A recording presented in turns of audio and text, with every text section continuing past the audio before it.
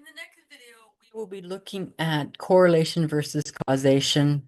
Correlation is something that a lot of people hear about and talk about out there. And they think that when things are correlated, it means that there's some kind of cause between them. And sometimes there is. And so you got to be very careful about things to see, is there really a cause just because there's a correlation? Or is there something else that could be causing it? So that's the main thing to think about with correlation and causation is that sometimes there's a correlation and it means there's a causation, and sometimes there's a correlation and there's not. And it's kind of hard to tell when it is sometimes.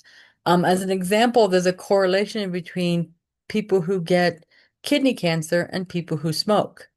And they've been actually able to show that there's nothing else that is common between people who smoke and people who get kidney cancer.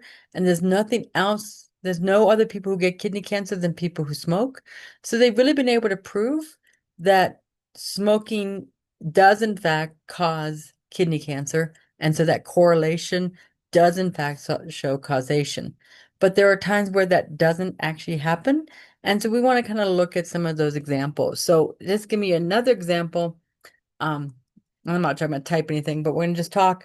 Another example of correlation, if there's a correlation, is there's actually a correlation between um, the number of drownings at a beach and the sales of ice cream. So does that mean that eating ice cream causes a person to drown?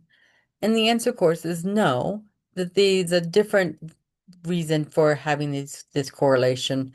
And it could be the temperature. The temperature is causing both things to increase. And that's kind of a silly example, but there are some ones that aren't so silly. Back in the 1930s, they were believing that eating ice cream caused polio because there was a correlation between ice cream sales and polio. But of course, what was really happening is that people were outside more and kids were playing around more during the summer months when there's also more ice cream being sold. So again, it wasn't temperature causing both, but the temperature was causing the incident of polio and the incident of eating ice cream to increase. So that's a real example of where we used correlation incorrectly. There's other examples where that also happens. So do be very, very careful. Make sure you actually look to see if there really is a cause with these.